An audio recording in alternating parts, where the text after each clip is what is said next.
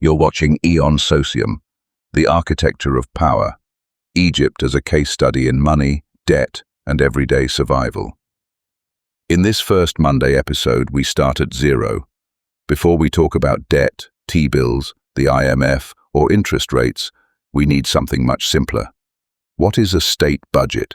And what exactly is a budget deficit? Two words you hear all the time on TV. But if you ask people on the street to explain them, you usually get one of two answers: confident nonsense or nervous silence.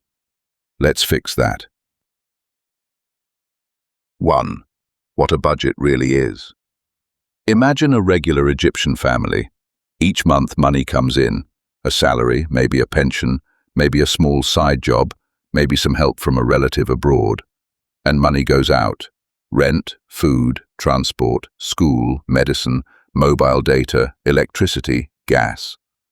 A budget is simply a plan that matches the money coming in with the money going out over a specific period, usually 1 year. That's all. Now, transfer that idea to a state. For the government, the budget is the same logic, just with bigger numbers and more categories. Money comes in as taxes, fees and tickets, customs duties, state-owned companies, things like Suez Canal revenues or gas exports. Money goes out as salaries for public employees, pensions and social programs, subsidies and support for fuel, bread, electricity, interest payments on old debt, and big projects and investments. On paper, the government does the same thing a family does. It says, this is how much we expect to receive next year, and this is how we plan to spend it. That document, usually for one fiscal year, is called the state budget. 2. The difference between plan and reality. In a perfect world, a budget is a rational, honest tool. You estimate your income carefully, you decide your priorities, you try to avoid promising what you cannot pay for. But in the real world, and especially in Egypt, the budget is also a political document, a signal to lenders like the IMF and the markets, and a story for the public. So 3 different games are played at once. 1. Internal reality. Ministries know how much they really need just to keep running. 2. External face. How pretty the numbers look to international partners. Smaller deficit, lower debt ratio, optimistic growth. 3. Domestic narrative. How the budget is sold on TV. The biggest investment in history. Record spending on health and education. Strong revenues and stable reserves. The result is predictable. Like many Egyptian families, the state often plans optimistically and discovers halfway through the year that reality is harsher than the document. Prices rise faster than expected, interest payments explode, and some revenues do not show up as planned. That brings us to the second concept. 3. What is a budget deficit? Let's go back to our family. Suppose your household expects £15,000 income this month, but £20,000 in expenses, rent, food, transport, school, and some old debt. You have a gap of £5,000. That gap has a simple name, a deficit. You either cut expenses, increase income, or borrow the difference. There is no magic fourth option. For a state, it's the same. If the government expects, for example, £2 trillion in revenues, but plans to spend £3 trillion, the gap is £1 trillion. That gap is the budget deficit. The formula is always deficit equals government spending minus government revenues in the same year. If spending is higher than revenues, you have a deficit. If spending is lower than revenues, you have a surplus. If they are exactly the same, you have a balanced budget. Sounds simple, but the consequences are not. 4. How a family survives a deficit, and how a state does. When an Egyptian family has a deficit, it has a few basic tools. Use savings, if they exist. Sell something, gold, a phone, a car. Borrow from family or neighbors. Take a loan from a bank or a microfinance company. Delay payments. rent, school fees, electricity. Every option has a cost. Selling gold is one time only. Borrowing creates future obligations. Delaying bills creates pressure and penalties. For the Egyptian state, the toolbox looks similar, just bigger and more dangerous. Borrow more. From banks, from investors at home, from investors abroad, from Gulf countries, from international institutions. Sell assets, land, ports, companies, hotels, banks, rights to future revenues. Print money indirectly through the central bank, which can create new pounds that later show up as higher inflation. Delay real payments. By not paying suppliers on time, not adjusting salaries to inflation, or delaying maintenance and investment.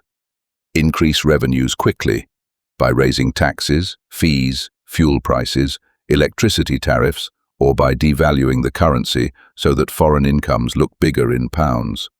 All of these are reactions to a deficit. None of them solves the root cause. If a family spends more than it earns every single month, no bank loan will fix that. It only buys time. The same is true for a state. 5. Deficits are not always evil, but they are never free. It is important to say this clearly. A budget deficit is not automatically a crime or a disaster. Sometimes it makes sense. If a country borrows for productive infrastructure, education, public health, or things that genuinely raise future income, a temporary deficit can be logical.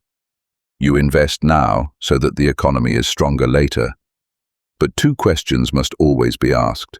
1. Where does the borrowed money go? Into assets that generate value, or into prestige projects, military vanity, or just covering current spending? 2. Who pays the bill later? Will future growth be enough, or will ordinary people pay through inflation, higher taxes, and cuts to basic services? In Egypt, this is where the picture becomes dark. Year after year, the state runs large deficits, not only to build new infrastructure, but to keep an already heavy system from collapsing. Paying salaries, paying interest, paying for subsidies, paying for old promises that cannot be openly cancelled. The deficit is no longer a strategic tool. It becomes a habit, and habits have compounding interest. 6. The Egyptian layer, a fragile budget. Let's connect this to your daily life. When you hear on TV, the deficit has improved, or the budget is under control, you need to ask, improved for whom? Controlled by what method? If the deficit looks smaller on paper because the currency was devalued, inflation inflated nominal GDP, and asset sales brought one-time cash, then the structure of the budget has not improved. It's like a family saying, our finances are better now, we sold the last piece of gold, borrowed from 3 neighbors, and our salary in pounds is higher because prices doubled. On paper, the numbers are bigger. In reality, the system is more fragile than before. In recent years, Egypt's state budget has developed 3 dangerous features. 1.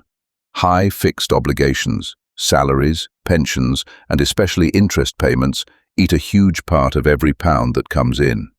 2. Dependence on volatile sources, hot money, asset sales, external support, rather than stable, broad-based productive income. 3. Permanent deficits. Year after year, the state spends more than it earns and covers the difference with new debt and new deals.